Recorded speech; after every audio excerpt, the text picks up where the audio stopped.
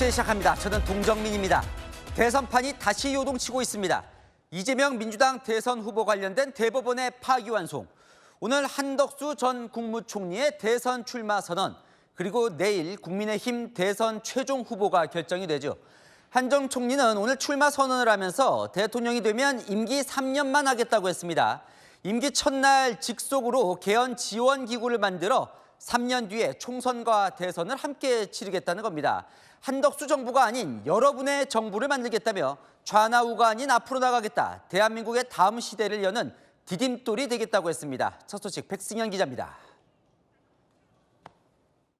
사랑하는 대한민국의 미래를 위해, 우리 모두를 위해 제가 할 수 있는 일을 찾기로 마음먹었습니다. 한덕수 전 국무총리가 21대 대선 출마를 선언했습니다. 권한대행직에서 물러난 지 하루 만입니다. 한 전 총리는 다음 시대를 여는 디딤돌이 되겠다며 임기 단축을 전제로 한 분권형 개헌을 제1공약으로 내세웠습니다. 취임 첫날 개헌 지원 기구를 만들어 취임 첫해 개헌안을 마련하고 2년 차에 개헌 완료, 3년 뒤 총선과 대선을 동시에 치르고 물러나겠다는 겁니다. 대통령과 국회가 힘을 나누어 갖고 협치를 제도화하는 게 개헌의 방향이라고 했습니다.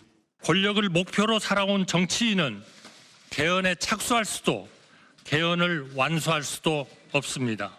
공직 외길을 걸어온 제가 신속한 개헌으로 우리 헌정 질서를 새로운 반석 위에 올려놓겠습니다. 자신은 1인당 국민소득이 100달러가 채 안 될 때 태어나 3만 달러 시대를 국민의 일꾼으로 살았다며 오직 국리민복을 위해 일하고 또 일하겠다고 했습니다. 본인이 꿈꾸는 새로운 정부를 여러분의 정부라고 불렀습니다. 새로운 정부는 한덕수 정부가 아닙니다.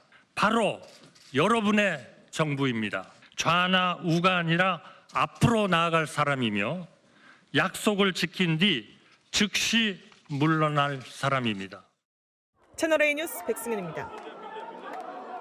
개헌과 함께 한덕수 전 국무총리가 강조한 두 가지는 통상 해결과 국민 통합이었습니다. 쓴소리하거나 경쟁하는 분을 거국 통합 내각으로 모시겠다며 야당 대표와 노조도 2주마다 한 번씩 만나겠다고 했습니다. 이세진 기자입니다. 간곡히 당부하셨습니다. 정치를 정상화하라. 제발 그만 싸워라. 나누지 말고 합쳐라. 경제를 살려라. 한덕수 전 국무총리는 출마 선언에서 통상 문제 해결을 공약했습니다. 통상 전문가로서 본인이 가장 잘할 수 있다고 했습니다. 저는 우리나라 첫 통상교섭본부장을 지냈습니다. 이 일을 가장 오래 해온 사람이고 가장 잘할 사람이라고 자신합니다. 트럼프 미 대통령과 통화를 언급하면서 미국 정부와 소통하고 있다고 했습니다. 하지만 제가 모든 걸 할 수 있다고 생각하지 않는다며 거국 통합 내각 구성을 공약했습니다. 민주당 대표 제안도 고정관념 없이 받아들이겠다고 했습니다. 저에게 가차없이 쓴소리 하시는 분들, 대선 과정에서 경쟁하시는 분들을 한 분 한 분 삼고 초려해 모시고 거국 통합 내각에 모시겠습니다. 부처 인사를 장관에게 맡기겠다는 인사 원칙과 소통의 구체적인 방식도 밝혔습니다. 야당 당수와 2주에 한 번은 같이 식사를 하면서 국정을 논의하려고 합니다. 노조와 2주에 한 번은 만나려고 합니다. 시민단체들과 2주에 한 번씩 만나려고 합니다. 국민통합과 약자동행, 국민동행도 약속했습니다. 보수 혼자 산업화를 이루지 않았고 진보 혼자 민주화를 이루지 않았습니다. 우리 국민 모두의 공적이며 따라서 그 열매도 모두에게 돌아가야 합니다. 채널A 뉴스 이세진입니다. 한덕수 전 국무총리는 첫 민생 행성지로 서울 쪽방촌을 찾았습니다. 오후에는 광주 5.18 민주묘지를 찾았습니다. 약자와 호남 통합 행보로 보이는데 시민단체 반대에 발길을 돌려야 했습니다. 최재원 기자입니다. 하얀색 점퍼로 갈아입은 한덕수 전 국무총리는 곧바로 서울 쪽방촌을 찾았습니다. 오세훈 서울시장과 동행했습니다. 태어나서 또 제일 많이 했습니다. 2년 전 오 시장과 협력해 청소 근로자들이 주로 이용하는 새벽 버스 시간을 앞당긴 일화도 소개했습니다. 15분만 좀 빨리 떠나는 버스가 있었으면 좋겠다 이래가지고 제가 시장님께 말씀을 드렸더니 흔쾌하게 순댓국 오찬 자리에선 오 시장의 약자와의 동행 정책을 계승하겠다고 했습니다. 시장님께서 내세웠던 어떤 약자와의 동행 저희가 좀 허락을 받아서 대폭 좀 포함을 좀 시켜도 되겠습니까? 물론입니다. 손 좀 하시는 게 임자입니다. 한 전 총리는 오후에 참배를 위해 광주 5.18 민주묘지를 찾았지만 한 전 총리 참배를 반대하는 시민단체에 가로막혀 발길을 돌려야 했습니다.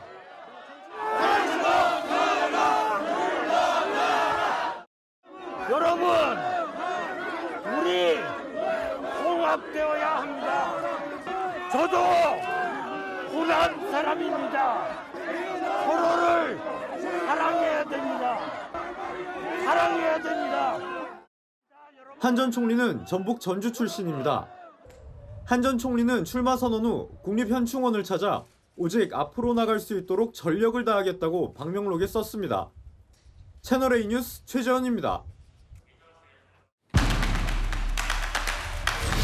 네, 안 기자, 정치봉준 기자 나왔습니다. 오늘 한덕수 전 총리 출마 선언을 했는데 개헌과 거국 내각이 눈에 띄더군요.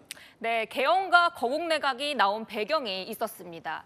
오늘 출마 선언문을 요약하면요. 나는 싸우지 않겠다. 싸우지 않는 정치 구조를 만들겠다 이겁니다. 누구와 싸우지 않겠다는 거예요? 네, 협치가 없으면요 미래가 없다고 했습니다. 55년 공직 생활을 해보니 현재의 권력 구조 문제가 심각하다는 겁니다. 윤석열 정부 때도 대통령은 거부권, 국회는 탄핵을 남발하는 핑퐁 싸움이 이어졌죠. 현 헌법 체계로는 권력 기관이 충돌할 수밖에 없다고 보고 있습니다. 그렇기 때문에 그 액션 플랜으로 개헌과 거국 내각을 제시한 거죠. 개헌을 어떻게 하겠다는 거예요? 네, 일단은 대통령이 주도하지 않겠다고 했습니다. 시기에 대한 로드맵만 제시했고요. 임기 첫날 대통령 직속으로 개헌 지원 기구를 만들겠다고 했는데요. 자, 여기서 지원이라는 말이 눈길을 끌죠. 네, 왜 대통령이 주도하지 않겠다는 겁니까? 네, 그동안 개헌이 안 된 이유가 권력자가 자기 욕심을 부리느라 못했다고 보기 때문입니다. 어차피 개헌안은 의원 3분의 2 이상의 동의를 얻어야만 국민투표에 붙일 수 있습니다. 자신은 욕심을 버리고 국회와 함께 할 테니 이번에는 제대로 해보자는 거죠. 대신에 이 방향은 제시했습니다. 대통령 권한은 분산하고 책임 총리제로 가야 한다. 그리고 싸우지 않도록 협치 구조로 가야 한다고요. 또 이 거국 내각이라고 했는데 그거는 그러니까 여야 가릴 것 없이 이제 인물을 다 장관으로 같이 쓴다는 거잖아요. 네, 거국 내각 구상도요. 결국에는 정치 갈등을 최소화하는 도구로 볼 수 있습니다. 어차피 국무총리만 하더라도 민주당 동의 없이는 임명할 수 없으니까요. 이거는 사실 빅텐트의 밑자락이기도 합니다. 오늘 거국 통합 내각의 구성의 대상자로 본인의 대선 경쟁자를 언급했습니다. 그 한덕수 캠프 측에서는 국민의힘 후보뿐 아니라 이낙연, 이준석, 안철수, 유승민 등 이름까지 거론하고 있는데요. 이들과 빅텐트를 치면서 이들 혹은 이들이 추천하는 인사를 내각으로 쓰겠다는 걸 하나의 카드로 쓸 걸로 보입니다. 오늘 기자들과의 질의응답에서는요. 기자들이 먼저 묻지도 않았는데 야당 대표와 2주에 한 번씩 만나겠다. 노조나 시민단체 인사들과도 수시로 만나겠다고 했거든요. 이런 구상들이 좌우로 갈라진 극심한 진영 구도를 내가 타파하겠다는 구상인 거죠.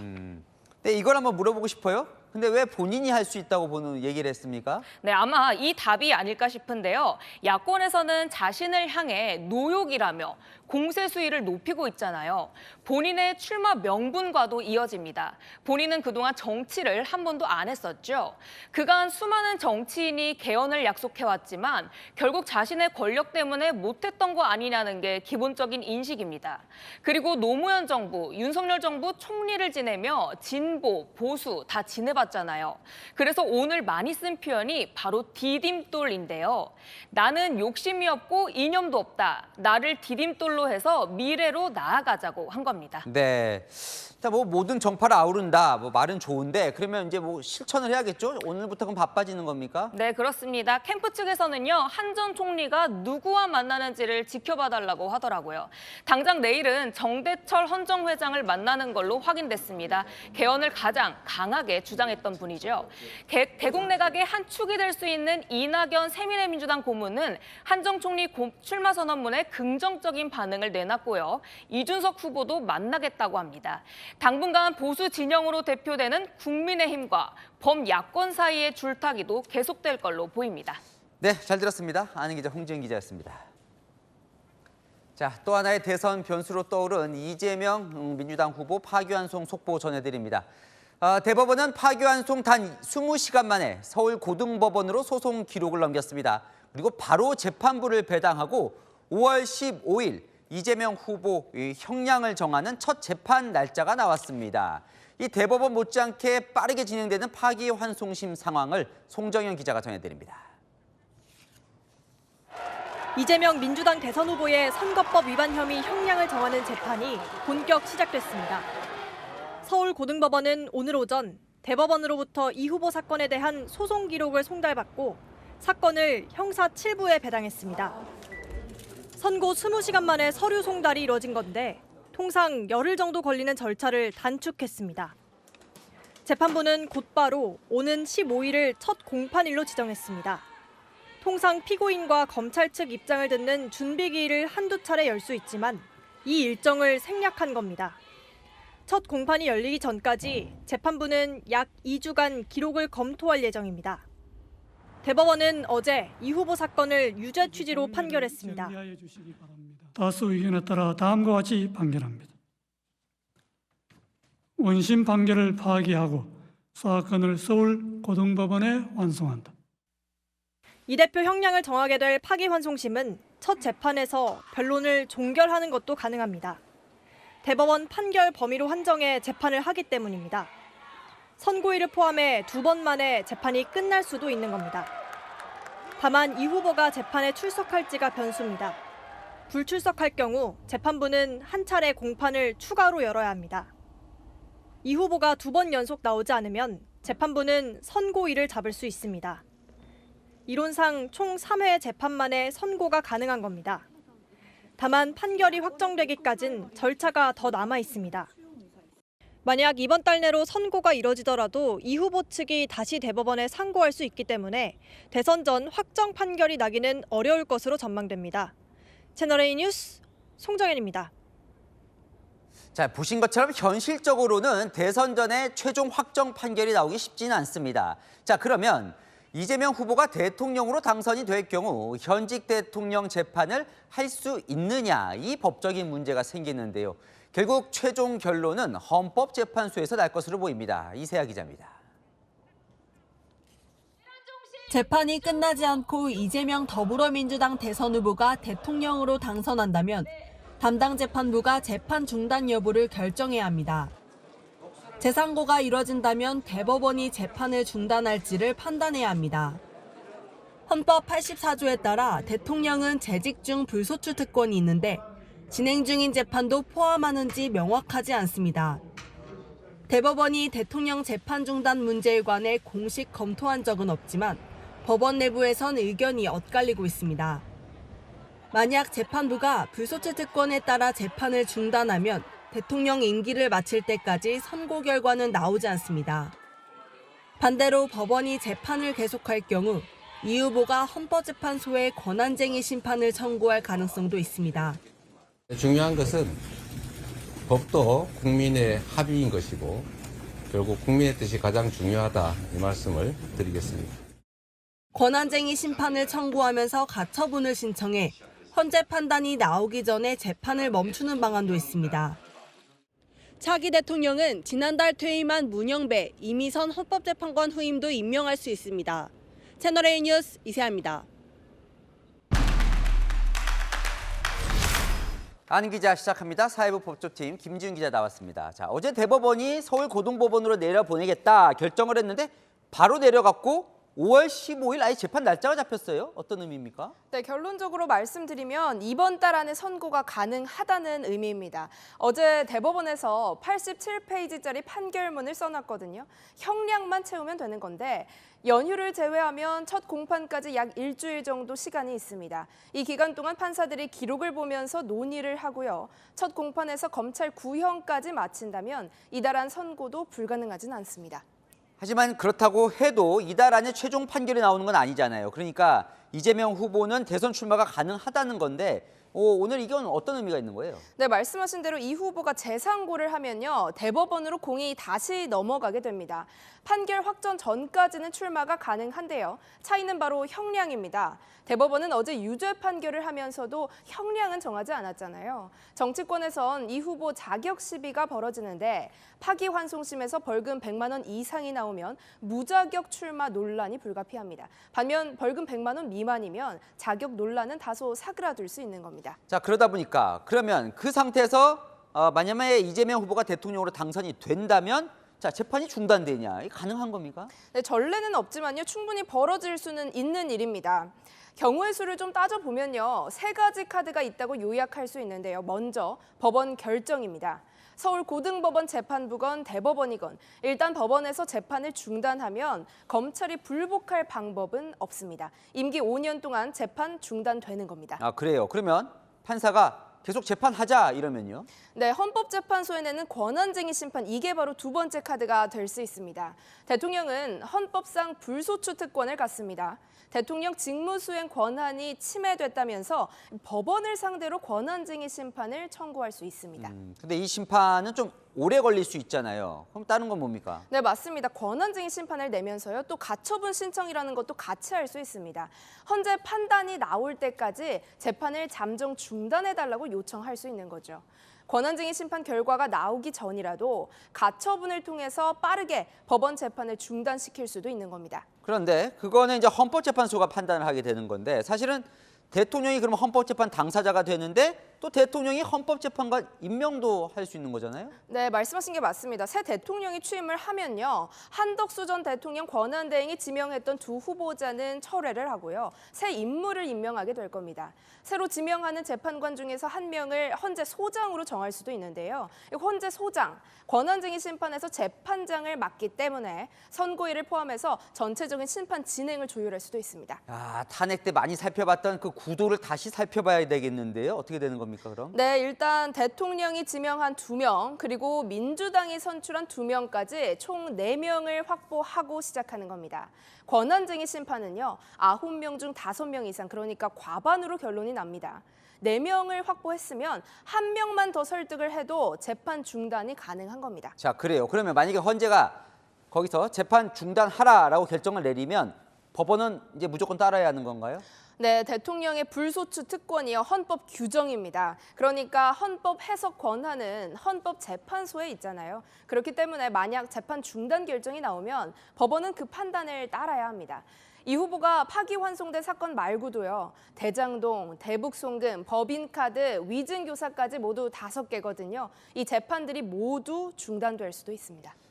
자, 마지막으로 민주당에선 입법으로 이 재판을 중단시키겠다고 하는데 이건 가능합니까? 네, 말씀하신 거 바로 마지막 카드 국회 입법입니다. 민주당은 벌써요. 현직 대통령에 관한 재판은 중단하도록 한다. 이런 형사소송법 개정안을 논의 중입니다. 네, 잘 들었습니다. 아는 기자 김지윤 기자였습니다. 자, 다음 소식입니다. 더불어민주당은 어제 대법원의 판결을 사법 쿠데타로 규정했습니다. 논란을 확실히 정리하겠다며 대통령 재판은 중단되는 법안을 발의해 법사위에 상정했습니다. 헌법 84조 논란이 있으니 쐐기를 받겠다는 겁니다. 자, 특정 개인을 위해 법을 만드는 것 아니냐는 위인설법 논란이 불가피해 보입니다. 이상원 기자입니다. 더불어민주당이 대통령에 당선되면 진행 중이던 재판을 멈추게 하는 법안을 법사위에 상정했습니다. 피고인이 대선 당선 후 임기 종료 시까지 법원의 결정으로 공판 절차를 정지해야 한다고 명시돼 있습니다. 법 시행 당시 대통령에게도 적용한다는 내용도 포함됐습니다. 이 법이 통과될 경우 이재명 후보가 대통령이 될 경우 이 후보 공직선거법 재판은 중단됩니다. 헌법 84조 논란에 종지부를 찍겠다는 겁니다. 무죄가 나오니까 무슨 짓을 했습니까? 그런 짓거리를 한 집단들이 있으니까 너무나 당연한 이 법을 입법을 해야 되는 상황, 이 상황이 우스운 겁니다. 국민의힘은 이 후보를 위한 위인 설법이라고 지적했습니다. 이재명을 구하기 위해서 공판 정찰을 중단한다는 얘기예요. 북한에 김정은 체제나 볼 수 있는 거 아닌가요? 민주당 법사위 관계자는 대선 후 본회의에서 통과될 수 있도록 대선 전 법사위 통과를 마무리 지을 것이라고 말했습니다.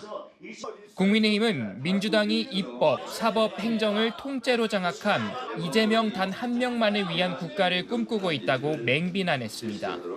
채널A 뉴스 이상원입니다. 민주당은 대법원 불복 수준이 아닌 대법관 단죄까지 언급하기 시작했습니다. 유죄 취지로 파기환송을 결정한 대법관 10명의 탄핵을 공개적으로 거론했고 조희대 대법원장 사퇴를 공공연히 외쳤습니다. 박지한 기자입니다. 대선 개입, 사법 쿠데타, 조희대를 규탄한다.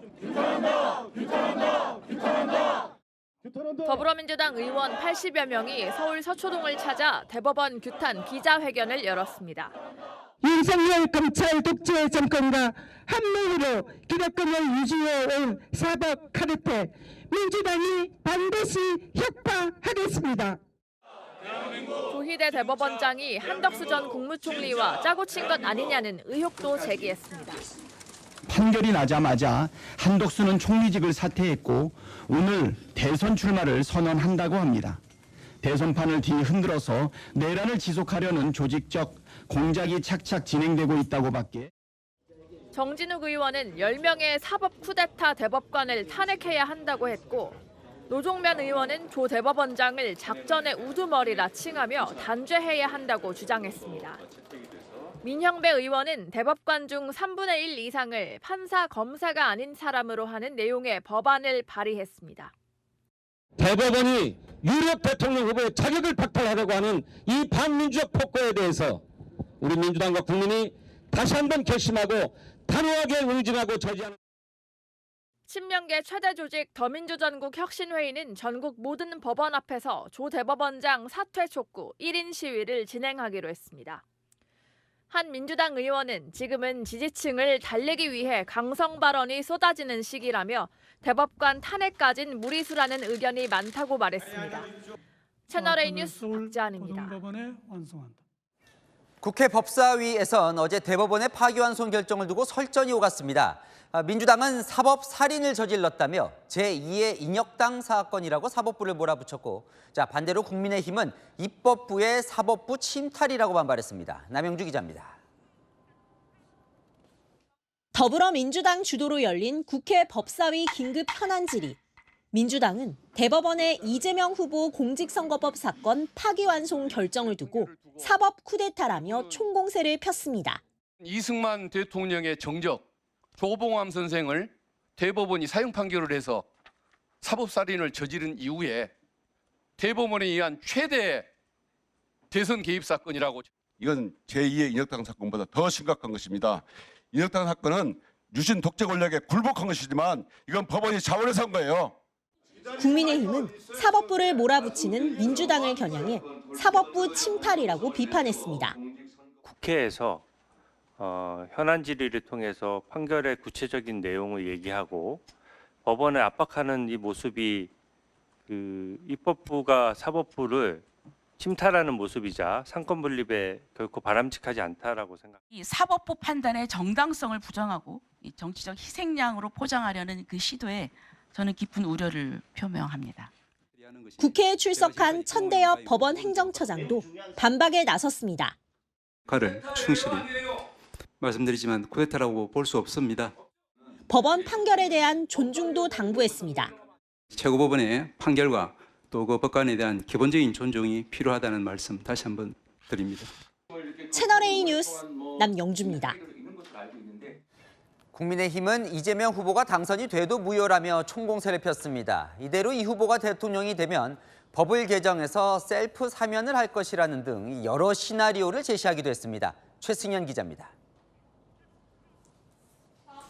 국민의힘은 민주당이 법사위에 상정한 대통령 재판 중단법을 이재명 방탄 악법이라고 공격했습니다.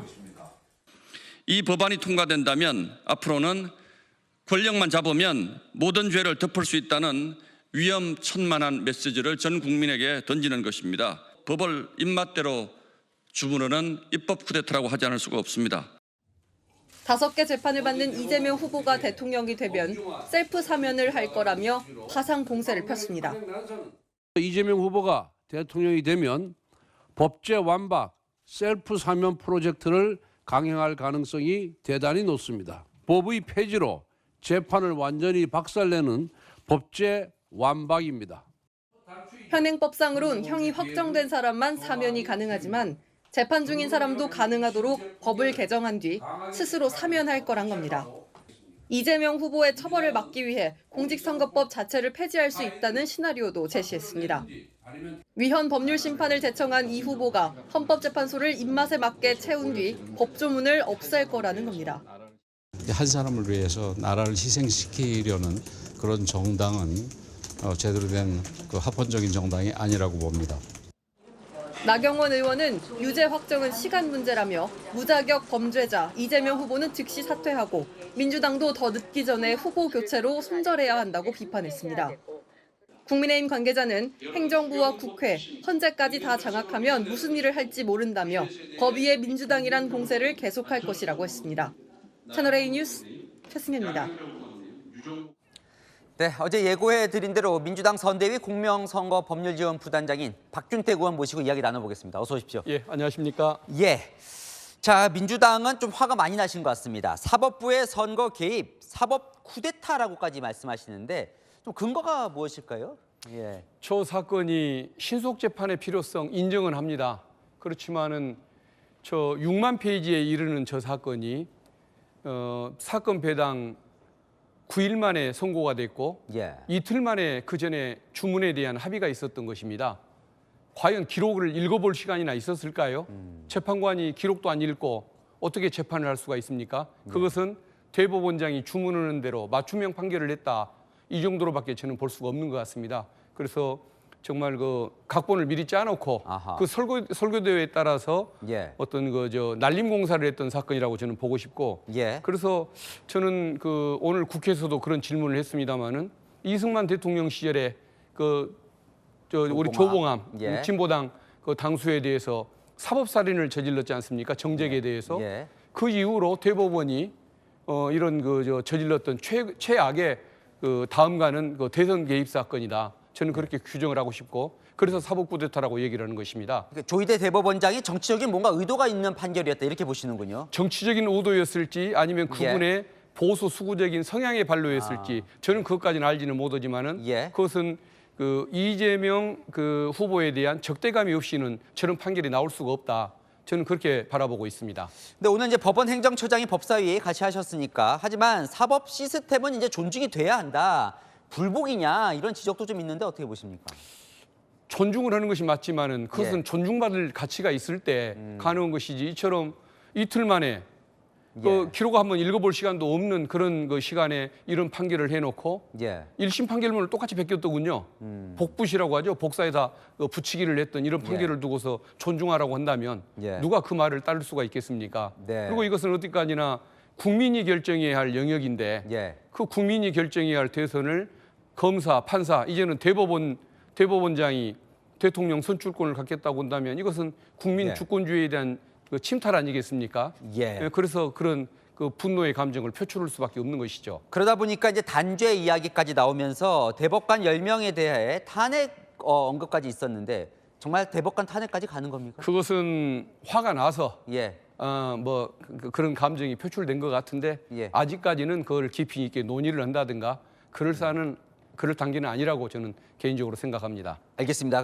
또 하나 이제 좀 눈길을 발언을 하셔서 최상목 어제 경제부총리에 대해서 이제 탄핵을 하려고 하다가 이제 사퇴를 하면서 이제 됐는데 이런 말씀하셨어요. 오히려 그 사람들은 자리에 없는 게 나라의 보탬이 된다.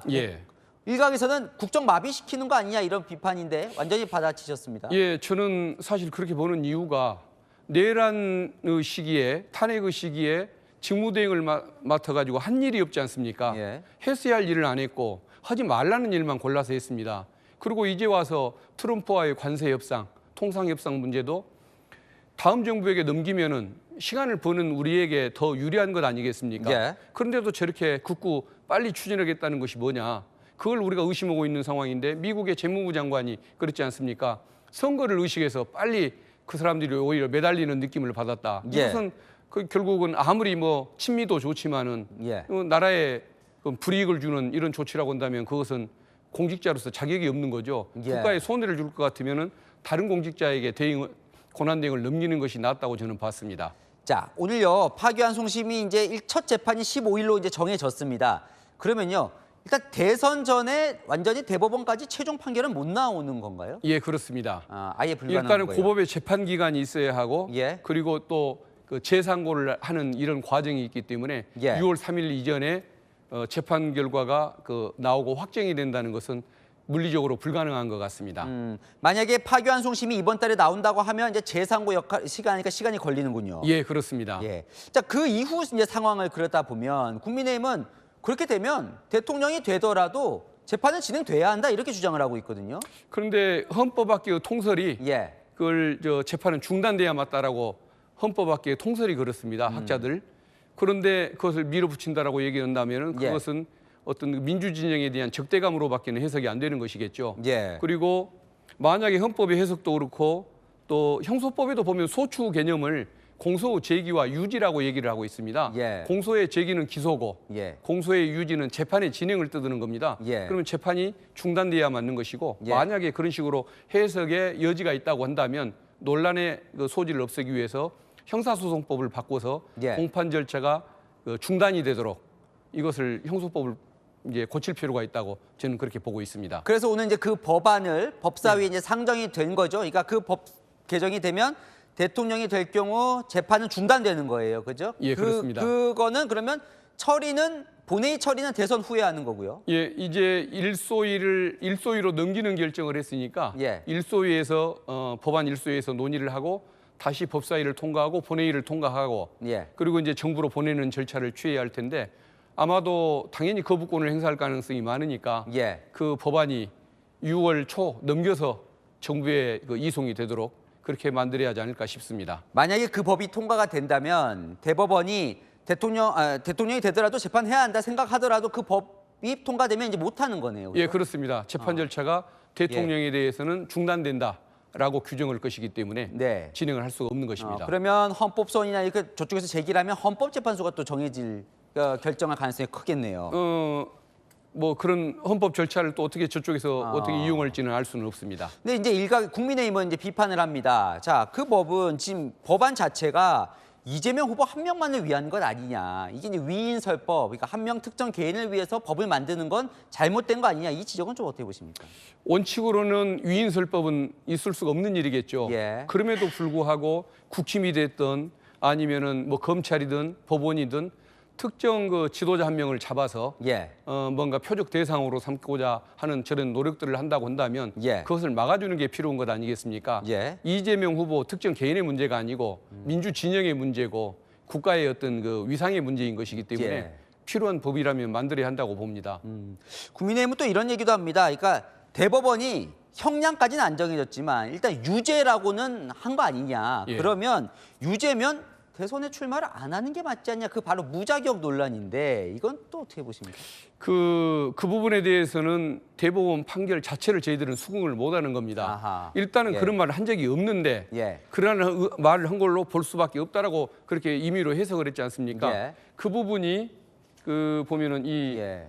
죄형 법정주의나 예. 의심스러울 때는 피고인의 이익으로 해야 한다라는 예. 이 원칙을 어긴 것이라고 어제 예. 소수 대법관들이 직접 이렇게 판결문에다가 예. 그냥 어떤 분한 감정을 표현할 정도로 네. 이렇게 써놨지 않습니까? 예. 대법관 내에서 볼 때도 이건 죄형 법정주의를 어기는 것인데 이 재판 결과를 저희들은 인정할 수가 없는 것입니다. 예. 다수라고 해서 항상 옳은 건 아니지 않습니까? 예. 그렇기 때문에 이것은 결과를 인정할 수 없다는 것이고, 그다음에 지금 이 사건을 보는 사태의 본질을 보는 태도가 잘못된 게 이것은 이재명 대표가 거짓말 한 적이 있냐 없냐 하는 이재명 후보의 어떤 사법 리스크 문제가 아니고 대법원이, 검사나 대법원이 국민의 대통령 선택권, 주권 중에, 국민 주권 중에 가장 중요한 권한 중에 하나인데 그것을 대신 행사하겠다는 이 주권주의에 대한 침탈이기 때문에 이것은 사법 쿠데타인 것이지 사법 리스크인 것이 아닌 겁니다. 그래서 사건의 본질을 똑바로 본다고 한다면 대법원을 비난해야 할 일이지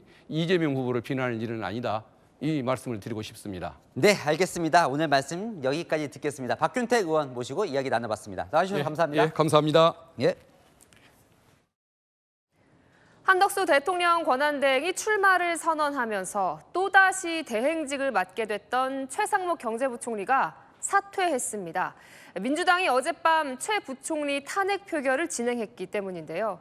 국민의힘은 민주당이 보복 탄핵에 나섰다고 비판했습니다. 이혜주 기자입니다. 더불어민주당은 어젯밤 추가 경정 예산안 처리를 위해 열린 국회 본회의에 최상목 경제부총리 탄핵 소추안을 상정했습니다. 기획재정부 장관 최상목 탄핵 소추안을 국민의힘 의원들은 의장석 아래로 몰려가 강하게 항의했습니다.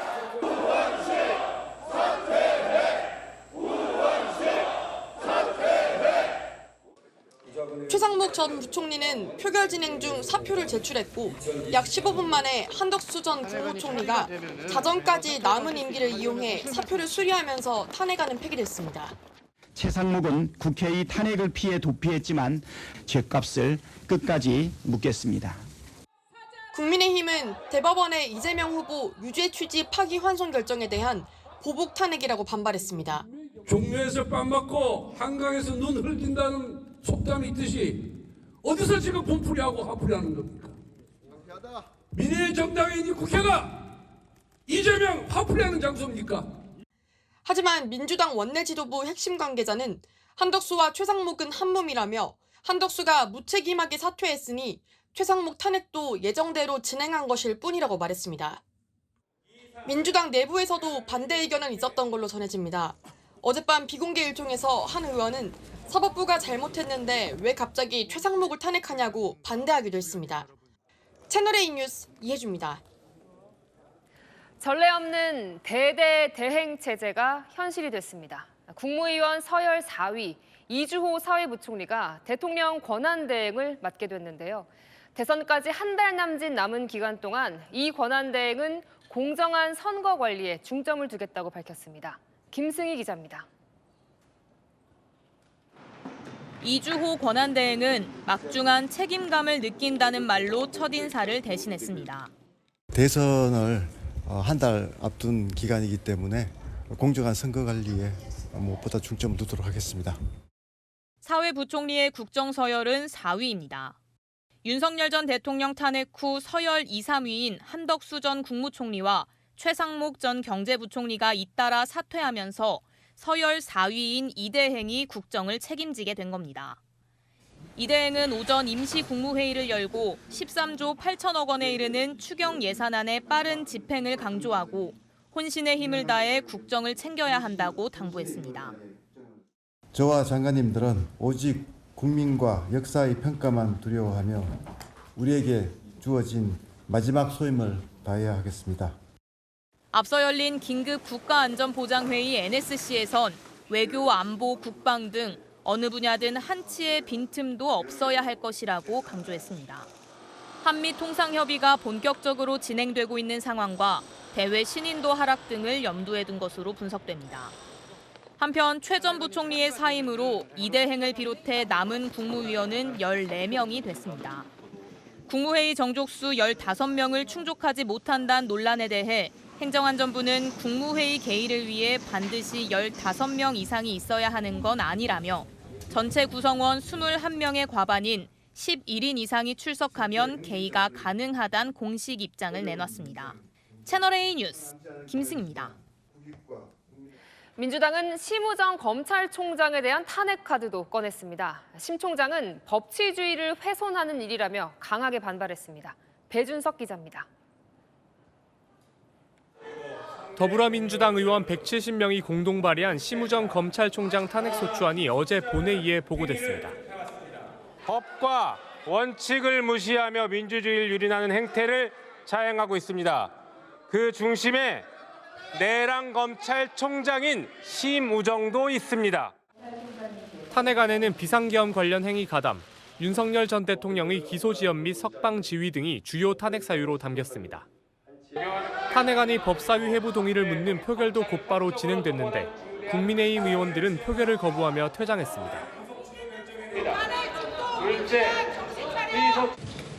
심 총장 탄핵안은 찬성 180표, 반대 1표로 법사위에 회부됐습니다. 국민의힘은 이재명 후보의 사법 리스크 제거를 위한 의도라고 비판했습니다.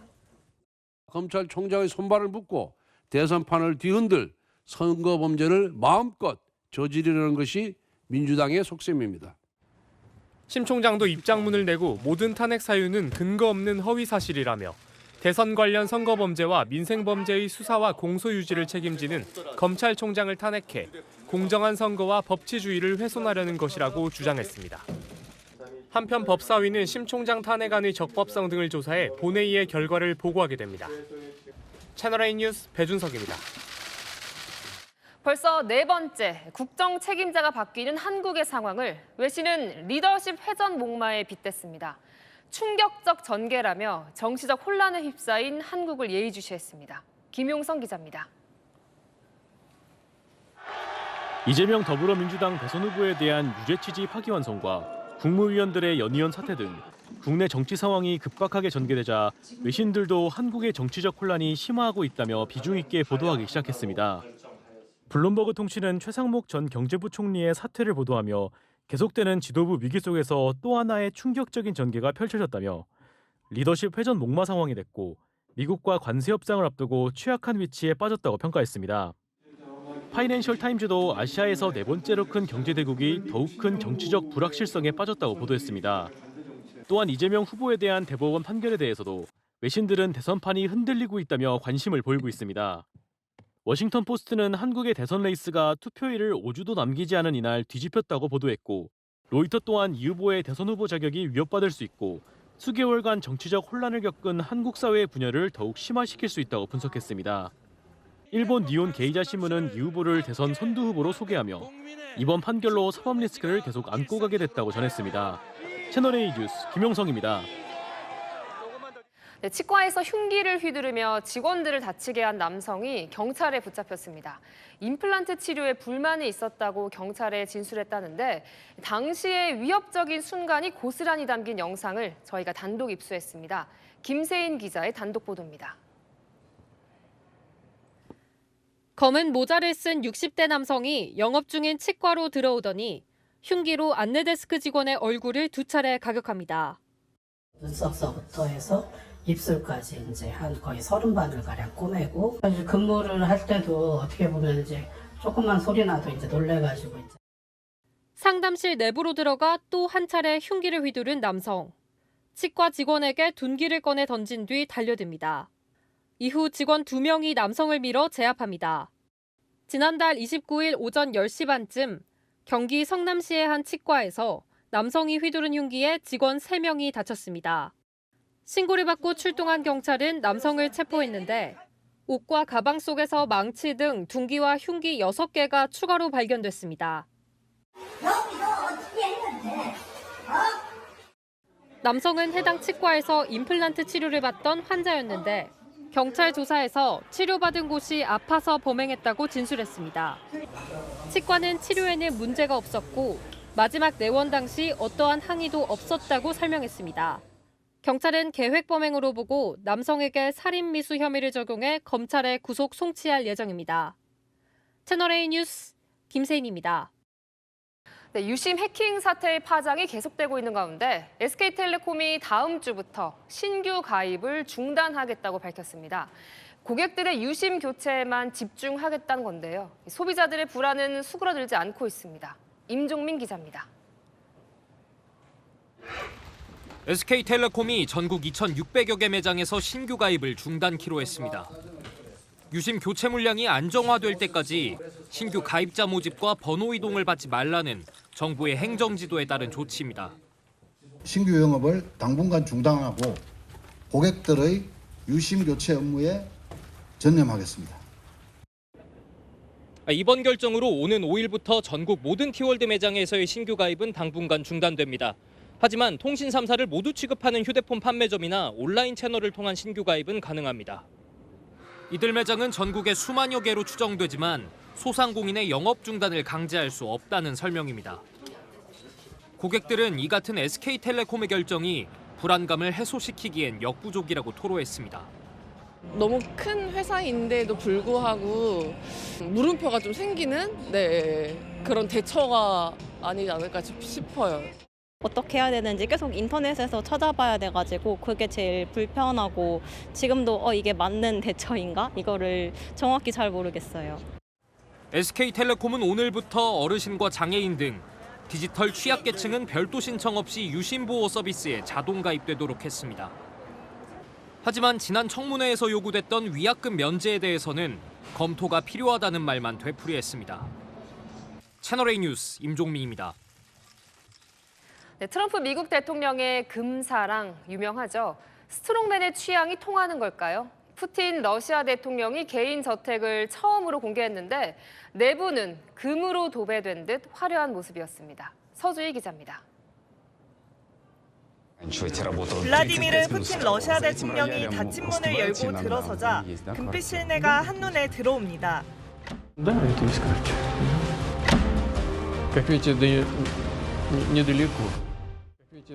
금태를 두른 거울부터 금장으로 장식된 벽, 번쩍거리는 샹들리에와 곳곳의 가구까지 대부분 황금색을 띈 화려한 모습입니다. 선반엔 러시아 제국 당시 전제주의 정치를 펼쳤던 알렉산드르 3세의 초상화가 놓여있고 흰색 그랜드 피아노도 눈에 띕니다. 푸틴이 자신의 다큐멘터리를 찍는 러시아 언론인과 인터뷰하는 모습인데 크렘린궁 내부의 개인 공간이 예고편을 통해 공개됐습니다. 그간 경호팀 등 측근만 출입할 수 있었던 푸틴의 저택이 공개된 건 이번이 처음입니다.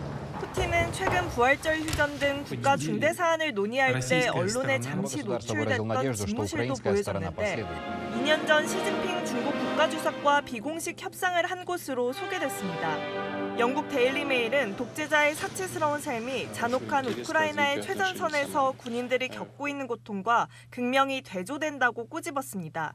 채널A 뉴스 서주입니다. 스페인에서 카메라를 훔치려는 소매치기범을 중국인 남성이 맨손으로 제압했습니다. 목조르기 기술의 소매치기범 속수무책이었습니다. 장하얀 기자가 전합니다. 안경을 쓴 동양인 남성이 검은 옷을 입은 남성에게 초크, 일명 헤드록 기술을 겁니다. 제압당한 남성은 얼굴이 시뻘개진 채 힘겨워하다 결국 두 손을 들고 항복 표시를 합니다. 동양인 남성은 신고를 받고 출동한 경찰이 온 뒤에야 초크를 풀었고 지켜보던 시민들은 환호를 보냅니다. 며칠 전 스페인 바르셀로나 대성당 인근 광장에서 자신의 카메라를 훔치려던 3인조 소매치기 중 한 명을 중국인 사진작가가 직접 제압한 겁니다. 남성에게 붙잡힌 소매치기는 9번의 전과 기록이 있는 것으로 알려졌는데 현지 경찰은 도망간 2명도 쫓고 있습니다. 세계 최고령자가 바뀌었습니다. 만 116세로 기존 최고령자던 브라질 이나 카나바흐 수녀가 지난달 30일 생일을 일주일 앞두고 별세한 겁니다. 이에 영국 서리에 거주하는 1909년생 에셀 케이터햄 할머니가 만 115세로 새로운 세계 최고령자가 됐습니다. 요양원에서 지내고 있는 케이터햄 할머니는 장수 비결에 대해 하고 싶은 일을 하는 것이라고 말했습니다. 또 언론 인터뷰에서 좋은 일이든 나쁜 일이든 모두 담담하게 받아들였다며 누구와도 절대 다투지 않는다는 좌우명도 소개했습니다. 채널A 뉴스 장하얀입니다. 네, 대권 주자 소식으로 이어갑니다. 내일 국민의힘 최종 대선 후보 선출을 앞두고 김문수, 한동훈 두 후보는 표심 잡기 총력전을 펼쳤습니다. 한 목소리로 이재명 후보를 비판했는데 한덕수 전 총리를 두고는 온도차를 드러냈습니다. 조민기 기자입니다. 국민의힘 대선 경선 투표 마지막 날 김문수 후보는 수도권 GTX를, 한동훈 후보는 PK 전통시장을 찾았습니다. GTX는 이게 제일 큰 특징이 이번에 좀 색깔이 잘하겠습니다. 사법 리스크가 재부상한 이재명 후보는 한 목소리로 비판했습니다. 이재명 대표는 아마 김정은 조선노동당의 독재나 중국 공산당의 독재, 그것과 맞먹는 독재로 나가는 거 아니냐. 이 사람은 대통령이 되면 계엄령을 발동해서 사법부를 제압할 겁니다. 그 과정에서 나라 망하고 국민들의 삶이 무너질 겁니다. 대선 출마를 선언한 한덕수 전 총리를 두고는 온도차를 보였습니다. 김문수 후보는 한 전 총리와의 단일화에 말을 아꼈습니다. 저는 정식 후보가 아직 안 돼가지고 내일 아마 오후에 결정이 될 것으로 기대하고 있습니다만은 미리 말씀하면 좀 너무 김칫국을 마신다고 하실 거고. 한 후보 측은 한 전 총리 사퇴를 비판하고 나선 가운데 한 후보는 자신이 이재명 후보와 싸울 적임자라고 부각했습니다. 김문수 후보님 계시고 오늘 한덕수 전 총리가 출사표를 냈더라고요. 지금 이 절체절명의 개싸움에서 이재명 민주당을 꺾을 수 있는 분들은 아닙니다. 오후 4시 현재 국민의힘 3차 대선 경선 당원 선거인단 투표율은 50.09%로 2차 경선 같은 시간대보다 약 2%포인트 높게 나타났습니다. 채널A 뉴스 조민기입니다. 네, 이재명 민주당 대선 후보는 강원도 철원, 화천 등 과거 후보들이 잘 찾지 않은 지역을 골목골목 누볐습니다. 한덕수 전 총리 출마는 강하게 비판하면서도 본인 재판 관련 언급은 말을 아꼈습니다. 이준성 기자입니다. 이재명 더불어민주당 대선 후보는 강원도 접경 지역을 찾아 골목골목 경청 투어를 이어갔습니다. 이 후보 인구 3만의 강원도 인제군에 막 도착했는데요. 철원, 화천군처럼 과거 대선 후보들이 잘 찾지 않는 소도시를 찾아 시민들의 목소리를 들었습니다.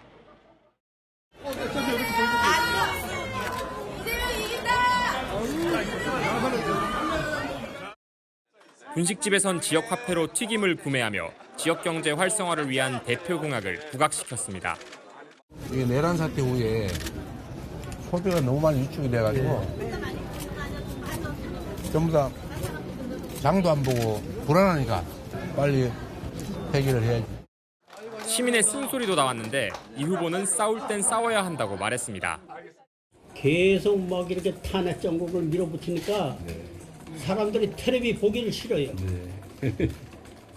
어르신은 집에 누가 들어오면 분탕질하러 가만 놔둘 수는 없잖아요. 한덕수 전 국무총리 출마는 강하게 비판했습니다. 지금 우리 국민들께서는 민주주의를 파괴한, 헌법을 통째로 파괴한 그 세력에 대해서 단죄하려는 준비를 하고 있습니다. 과연 그에 합당한 행동인지 스스로 한번 되돌아보실 필요가 있지 않겠는가. 하지만 본인 재판은 말을 아끼는 모습이었습니다.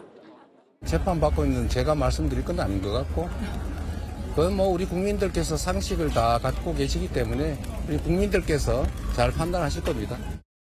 이 후보는 내일도 속초, 양양 등에서 경청 투어를 이어갑니다. 채널A 뉴스 이준성입니다. 성혜란 기자와 여랑야랑 시작합니다. 첫 번째 주제 보겠습니다.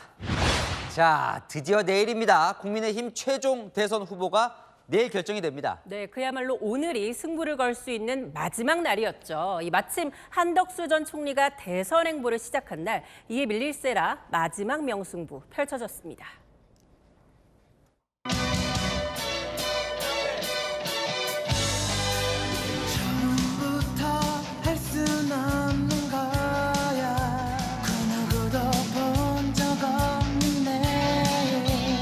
여러분, 오늘입니다. 전화 받아주십시오. 식사, 화장실 목욕하다가도 전화 들고 가주십시오. 모든 걱정거리를 다 안고 고통받는 이런 건 없도록 제가 하겠습니다.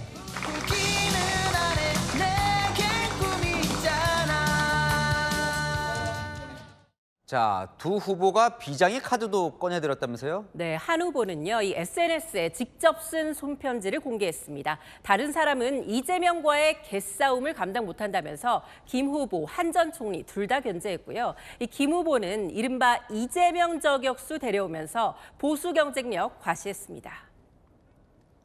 이재명이 당선되면 바로 꽃게밥이 될 거라고 생각했기 때문에 김문수 후보님 끝까지 대통령 될 때까지.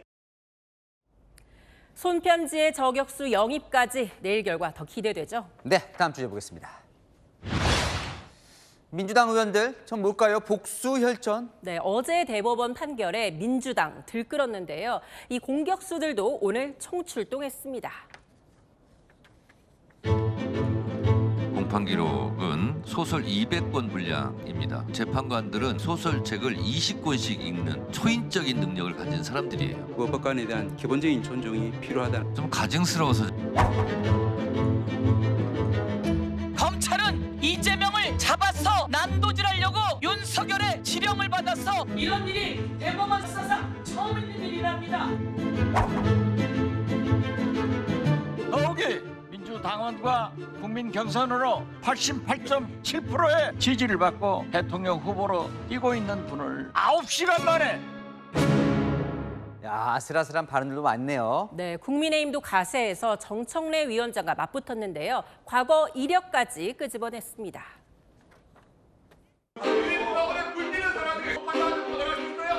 곽규택 의원, 누가 미문화원에 불을 질러요? 몰라요. 누구한테 하는 얘기예요? 몰라요. 왜 모르면서 뒷거리고 있어요? 뭘 뒷거려? 대사 관절하고 불 지른 적 없다고. 네, 주제 하나 더 보겠습니다. 자, 어제 정치 시그널 나이트에서 이준석 후보와 김진 전 논설위원이 나왔는데 감정과 이성은 뭘까요? 네, 이준석 후보 하면 국민의힘과의 단일화 여부가 가장 큰 관심이잖아요. 김진 전 위원이 감정 아닌 이성을 택하라며 이런 조언을 건넸습니다. 국민의힘 의원들이랑 얘기하면 제가 막 들어가고 싶어서 안달인 것처럼 좀 착각하고 계신 분들 있으세요. 어느 장단에 춤을 춰야 되는지를 말씀을 드릴게요.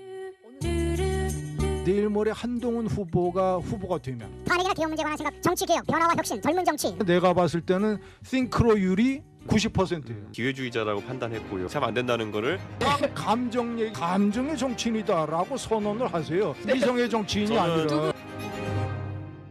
그러니까 한동훈 후보와는 단일화하라 이런 건데 이제 거부를 한 거네요. 네, 과거의 앙금도 아직 남아 있고요. 한 후보가 윤석열 정부 황태자에서 등을 돌렸다고요. 이 후보가 호기심 보인 상대는 따로 있던데요. 한덕수 등이야말로 만약 연락 온다면은 제가 여쭤보려고 왜 정치를 하시려고 하십니까? 이 후보를 향한 보수 진영의 단일화 압박이 커지는 만큼 몸값도 역시 올라가는 것 같죠.